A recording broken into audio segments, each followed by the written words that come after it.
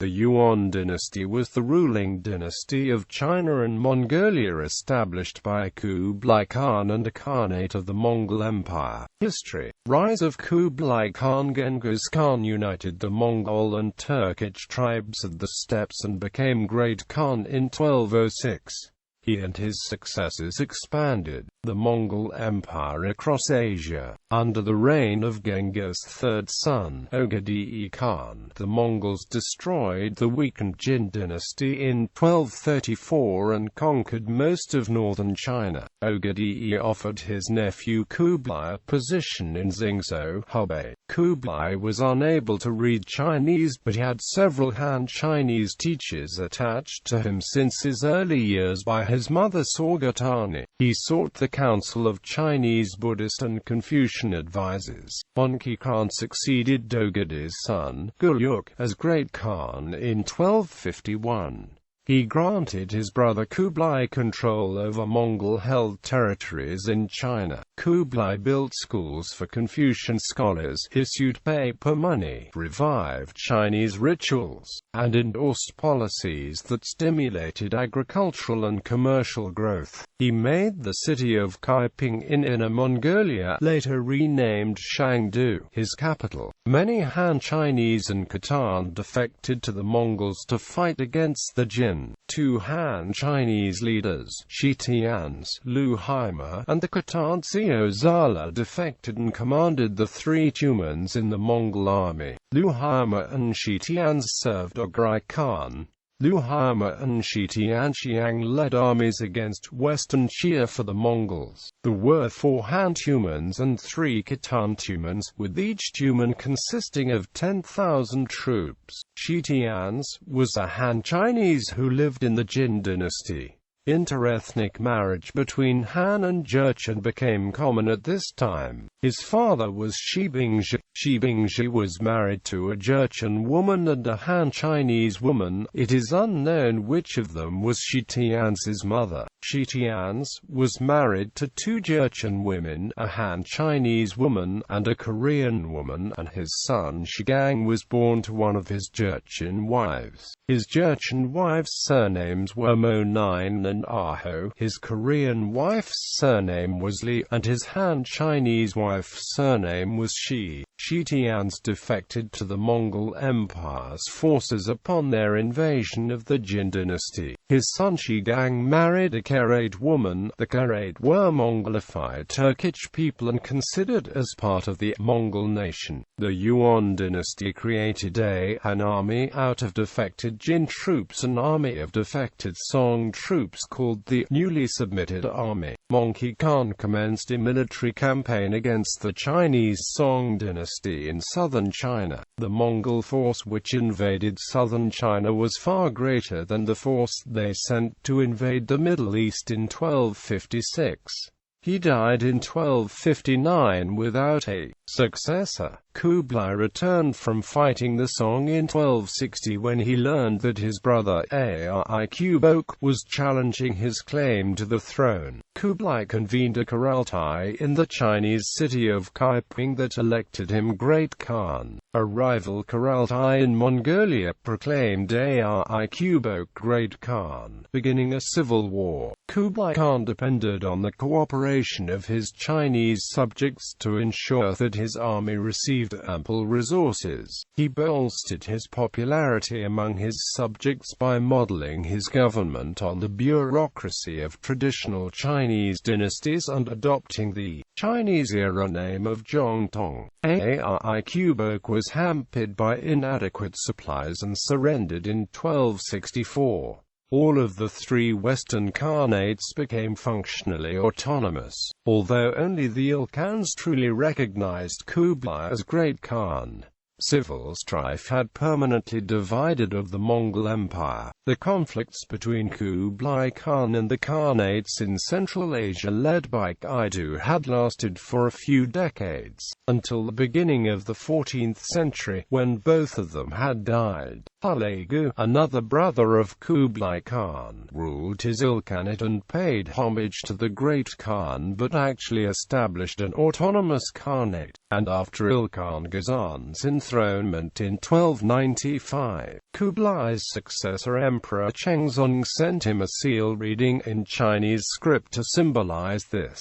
The four major successor khanates never came again under true Yuan rule, and border clashes also frequently occurred among them. Although Yuan dynasty's nominal supremacy was recognized by the other three after the death of Kaidu, founding of the dynasty instability troubled the early years of Kublai Khan's reign. Li Tan, the son-in-law of a powerful official, instigated a revolt against Mongol rule in 1262.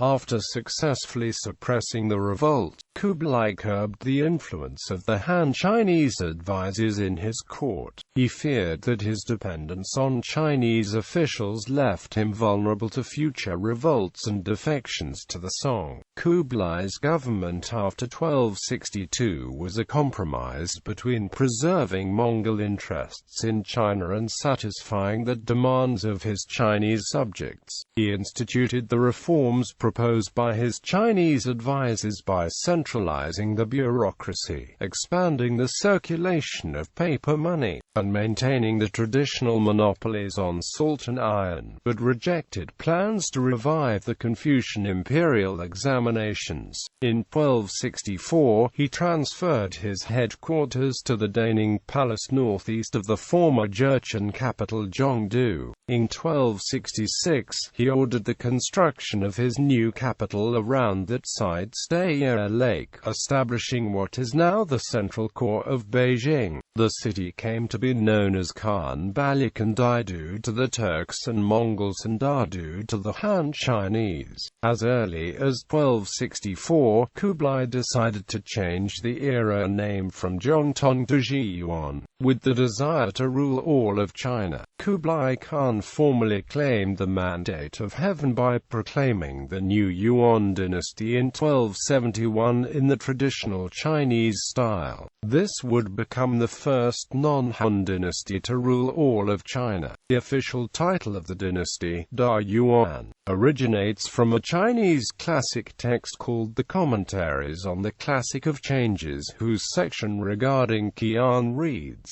literally translating to Great is Qian, the primal, with Qian being the symbol of the heaven and the emperor. Therefore, Yuan was the first dynasty in China to use Da in its official title, as well as being the first dynasty to use a title that did not correspond to an ancient region in China. In 1271, Khan Balik officially became the capital of the Yuan dynasty. In the proclamation of the dynastic name, Kublai announced the name of the new dynasty as Yuan and claimed the succession of former Chinese dynasties from the three sovereigns and five emperors to Tang dynasty. In the early 1270s, Kublai began his massive drive against southern Song dynasty in South China. By 1273, Kublai had blockaded the Yangtze River with his navy and besieged Anyang, the last obstacle in his way to capture the rich Yangtze River basin. In 1275, a Song force of 130,000 troops under Chancellor Jia Sidao was defeated by the Yuan force. By 1276, most of the southern Song territory had been captured by Yuan forces. In 1279, the Yuan army led by the Chinese general Zhang Hongfan had crushed the last Song resistance at the Battle of Yamen, which marked the end of the southern Song and the onset of a united China under the Yuan. The Yuan dynasty is traditionally given credit for reuniting China after several hundred years of fragmentation following the fall of the Tang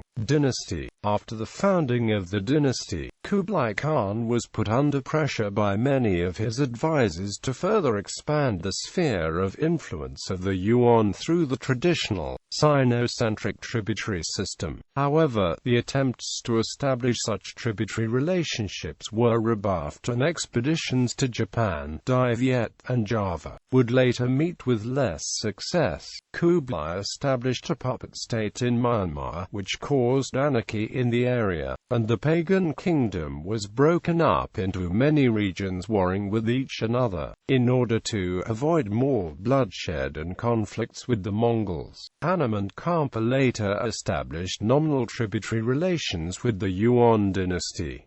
Rule of Kublai Khan. Kublai Khan was seen as a martial emperor, reforming much of China and its institutions, a process that would have taken decades to complete. For example, he consolidated his rule by centralizing the government of China, making himself an absolute monarch. He divided his empire into branch secretariats, or simply provinces, in addition to the regions governed by the Zhongshushang of the Bureau of Buddhist and Tibetan Affairs. Each province governed the areas of approximately 2 or 3 modern-day Chinese provinces, and this provincial-level government structure became the model for later Ming and Qing dynasties. Kublai Khan also reformed many other governmental and economic institutions, especially the tax system. Kublai Khan sought to govern China through traditional institutions, and also recognized that in order to rule China he needed to employ Han Chinese advisors and officials, though he never relied totally on Chinese advisors.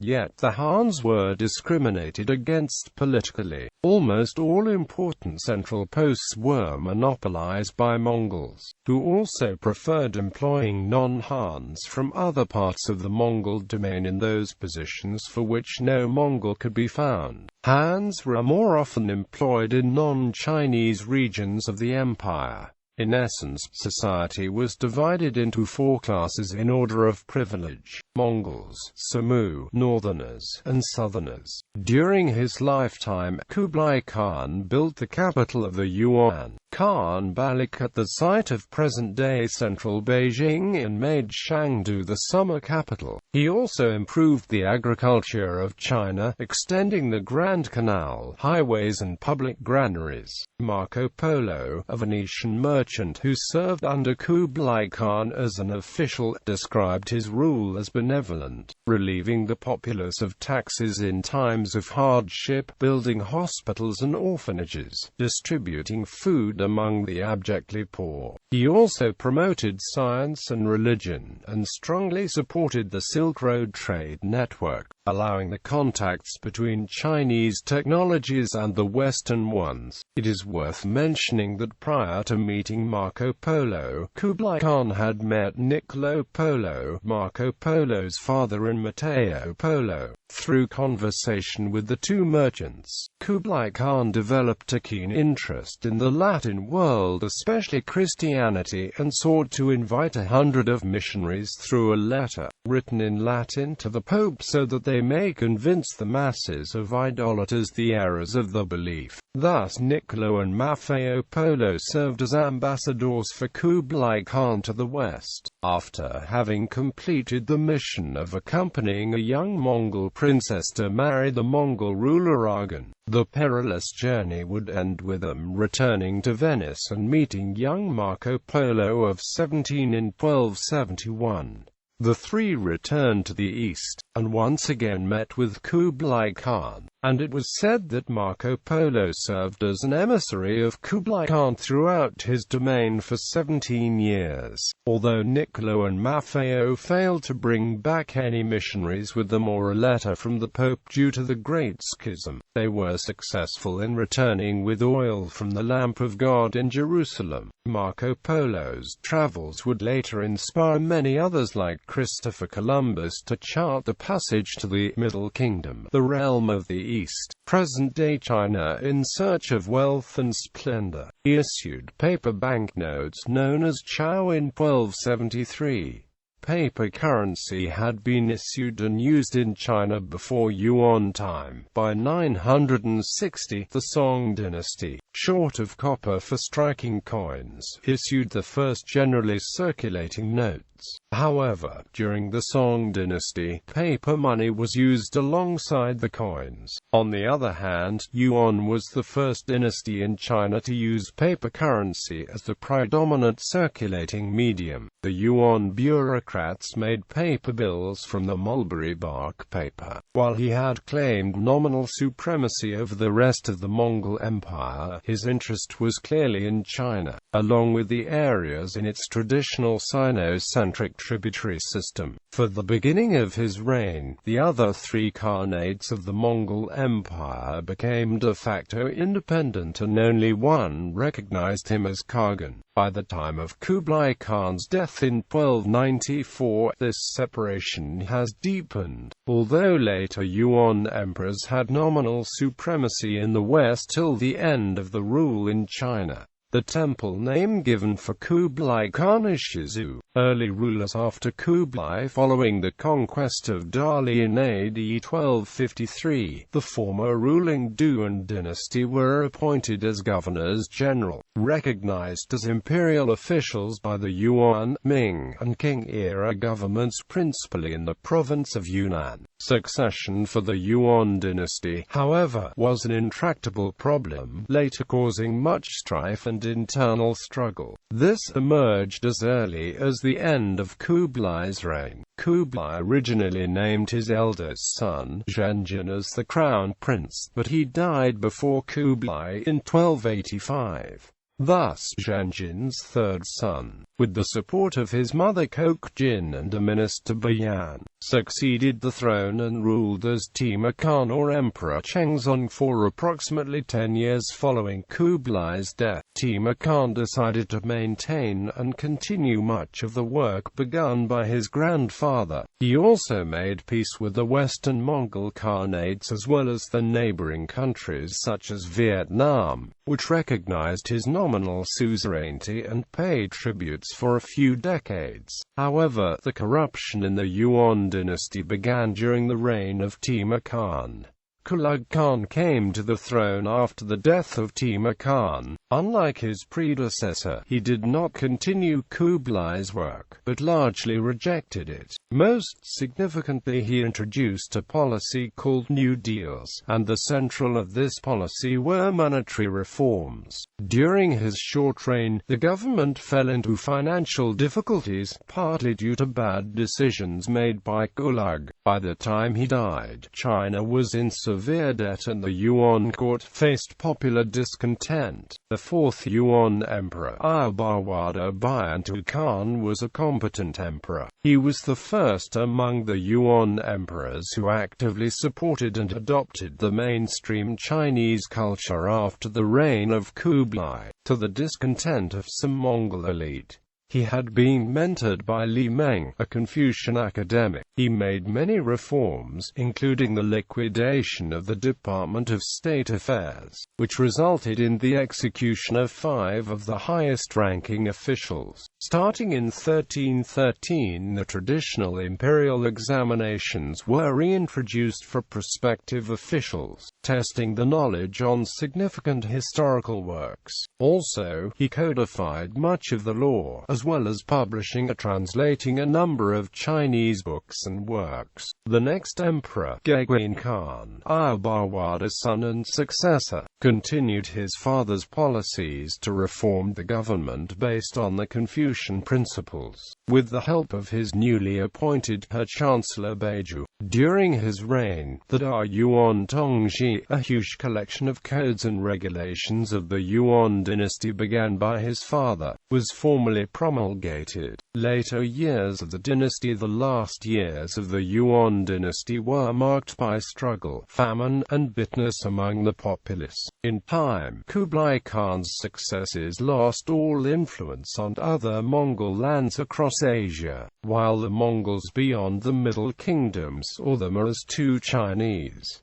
Gradually, they lost influence in China as well. The reigns of the later Yuan emperors were short and were marked by intrigues and rivalries. Uninterested in administration, they were separated from both the army and the populace. China was torn by dissension and unrest. Outlaws ravaged the country without interference from the weakening Yuan armies. Regardless of the merits of his reign, Kublai Khan ruled for only 2 years. His rule ended in a coup at the hands of 5 princes. They placed Yuan Timur on the throne, and, after an unsuccessful attempt to calm the princes, he also succumbed to regicide. Before Yuan Timur's reign, China had been relatively free from popular rebellions. After the reign of Kublai, Yuan control, however, began to break down in those regions inhabited by ethnic minorities. The occurrence of these revolts and the subsequent suppression aggravated the financial difficulties of the Yuan government. The government had to adopt some measure to increase revenue, such as selling offices, as well as curtailing its spending on some items. When Yuan Timur died in Shangdu in 1328, Jatu Khan Timur was recalled to Khan Balik by the Kipchak commander Timur. He was installed as the emperor in Khan Balik, while Yuan Timur's son Rajabar succeeded to the throne in Shangdu with the support of Yuan Timur's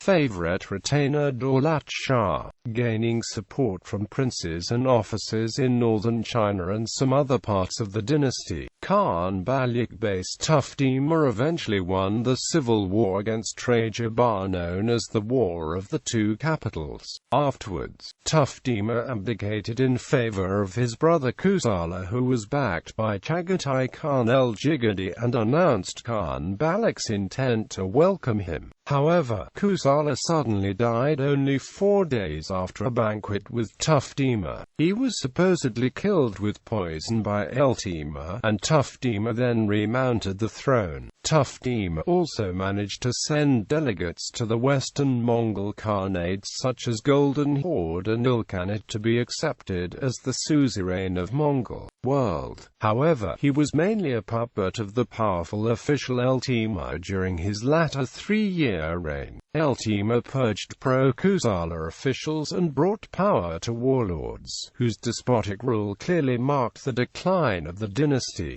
Due to the fact that the bureaucracy was dominated by Timur, Timur is known for his cultural contribution instead. He adopted many measures honoring Confucianism and promoting Chinese cultural values. His most concrete effort to patronize Chinese learning was his founding of the Academy of the Pavilion of the Star of Literature, first established in the spring of 1329, and was designed to undertake a number of tasks relating to the transmission of Confucian high culture to the Mongolian imperial establishment. The Academy was responsible for compiling and publishing a number of books, but its most important achievement was its compilation of a vast institutional compendium named Jingshi Dadian. He supported Zhou Neo-Confucianism and also devoted himself in Buddhism. After the death of Timur in 1332 and subsequently the death of Kublai Khan in the end of the same year, the 13-year-old Timur, the last of the 9 successors of Kublai Khan, was summoned back from Guangxi and succeeded to the throne after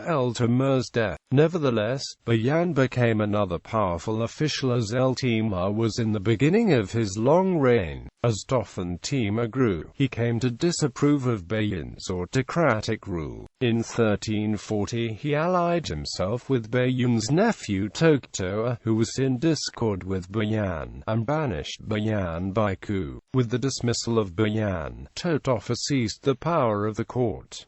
His first administration clearly exhibited fresh new spirit. He also gave a few early signs of a new and positive direction in central government. One of his successful projects was to finish the long-stalled official histories of the Liao, Jin, and Song dynasties, which were eventually completed in 1345. Yet Totofa resigned his office with the approval of Tofantima, which marked the end of his first administration, and he was not called back until 1349. For the late 1340s onwards, people in the countryside suffered from frequent natural disasters such as droughts, floods and the resulting famines, and the government's lack of effective policy led to a loss of popular support. In 1351, the Red Turban Rebellion started and grew into a nationwide uprising. In 1354, when Totofa led a large army to crush the Red Turban rebels, Tofantima suddenly dismissed him for fear of betrayal. This resulted in Tofantima's restoration of power on the one hand and a rapid weakening of the central government on the other. He had no choice but to rely on local warlords' military power, and gradually lost his interest in politics and ceased to intervene in political struggles. He fled north to Shangdu from Khan Balik in 1368 after the approach of the forces of the Ming dynasty, founded by Zhou Yuanshang in the south. He had tried to regain Khan Balik, which eventually failed. He died in Yingchang 2 years later. Yingchang was seized by the Ming shortly after his death.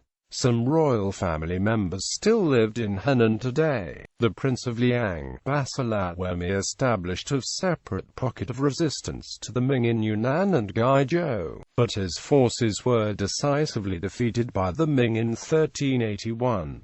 By 1387, the remaining Yuan forces in Manchuria under Nagachu had also surrendered to the Ming dynasty. End of Yuan rule. The Yuan remnants retreated to Mongolia after the fall of Yingchang to the Ming in 1370, where the name Great Yuan was formally carried on and is known as the Northern Yuan dynasty. According to Chinese political orthodoxy, there could be only one legitimate dynasty whose rulers were blessed by heaven to rule as Emperor of China, and so the Ming and the Northern Yuan denied each other's legitimacy as emperors of China. Although the Ming did consider the previous Yuan which it had succeeded to be a legitimate dynasty, historians generally regard Ming dynasty rulers as the legitimate emperors of China after the Yuan dynasty. Their north, the Yuan rulers also claimed to rule over China and continued to resist the Ming under the name Yuan or Northern Yuan. The Ming army pursued the ex-Yuan Mongol forces into Mongolia in 1372, but were defeated by the latter under Bailigdu Khan Ayushiridara and his general Koktima. They tried again in 1380, ultimately winning a decisive victory over the Northern Yuan in 1388. About 70,000 Mongols were taken prisoner, and Karakoram was sacked. 8 years later, the Northern Yuan throne was taken over by Bailigdu Khan Ayushiridara, a descendant of Ariqubok, instead of the descendants of Kublai Khan. The following centuries saw a succession of Genghisid rulers, many of whom were mere figureheads put on the throne by those warlords who happened to be the most powerful. Periods of conflict with the Ming dynasty intermingled with periods of peaceful relations with border trade. In 1402, Urugtima Khan abolished the name Great Yuan. He was however defeated by Uljatima Khan, protege of Tamerlane, in 1403. A few decades later, the new Khan Beta Monkey took the title Dain, meaning Da Yuan or Great Yuan, and reunited the Mongols. His successors continued to rule until the submission to the Qing dynasty in the 17th century.